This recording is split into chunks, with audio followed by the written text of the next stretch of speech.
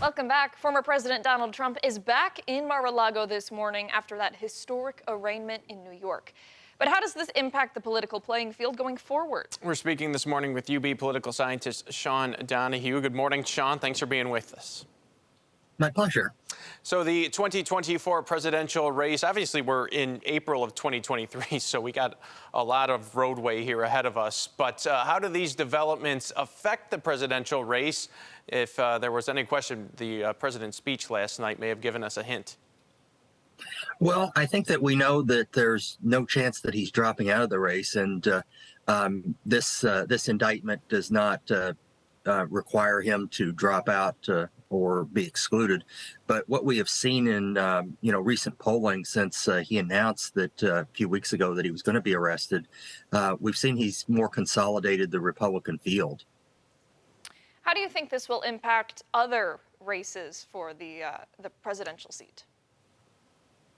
Well, I mean, I think that we have to see kind of who else is going to get into the race. So the leading kind of second candidate is the Florida governor, Ron DeSantis, who may get in the race, let's say maybe next month after the Florida legislature adjourns. So we'll have to kind of see who else jumps in the race, or if you have maybe Republicans decide that that might be thinking about it, that Trump is maybe too strong in the primary and not decide to run. Thus far, Sean, we have heard other GOP candidates to different extents come to the former president's defense when it comes to these charges in this indictment. As we move forward, I'm trying to envision a Republican debate where you have Donald Trump, the former president, and other GOP candidates, and what a discourse about this case might look like on the debate stage. Well, I mean, I think if we remember back to the 2016 debates that, where you had a lot of candidates up there with Donald Trump, with him standing in the middle at the front runner's position, that it probably is kind of a free for all.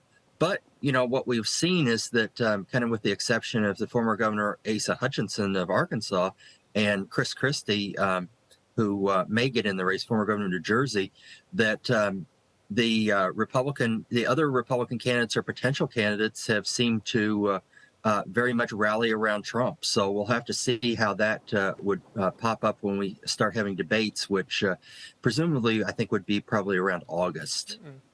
Obviously, we don't have a crystal ball here, but how do you anticipate voters will respond? Well, I think that what we have seen in recent polling is that it kind of depends which voters. Republican voters have really consolidated around Donald Trump. Of course, Democratic voters weren't going to be voting for him anyway, but independent voters have not responded well to this and believe that the indictment was justified. So it may be a kind of a split screen where among primary voters, this is helping Donald Trump, but among general election voters, it's not. Does he need those independent voters to win in 2024? Well, he doesn't need them so much in the primary, but he does need them in the general election, to win those critical states like, Pennsylvania, Georgia, Arizona, Michigan, and Wisconsin that he won in 2016, but Joe Biden flipped to the Democrats in 2020.